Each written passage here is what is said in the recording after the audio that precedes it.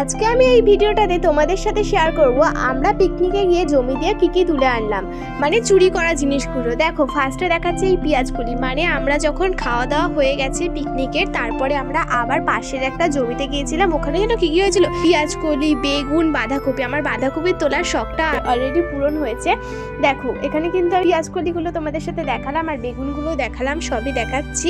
আর তোমরা এবার কমেন্ট করবে যে বাবা চুরি করতে হলো শেষ পর্যন্ত। দেখো চুরি করার মজাটা বা কিছু না বলে ছেঁড়ার মজাটাই আলাদা।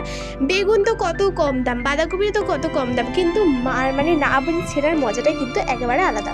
এবার এখানে আমি ভুট্টাগুলো ছাড়াচ্ছি, ভুট্টাগুলো কতটা কেমন হয়েছে সেজন্য কিন্তু তোমাদের সাথে এই ভিডিওটা শেয়ার করছি। দেখো ভুট্টাগুলো কিন্তু পুরোপুরি আগের বারের থেকে একটু ভালো হলেও পুরোপুরি এখনো কিন্তু পাকেনি, মানে ঠিকঠাক হয়নি। আর কয়েকদিন পরে গেলে হয়তো খুব সুন্দর করে হয়ে যেত, তাই জন্যই মনে হয় এখনো চাষিরা তোলেনি।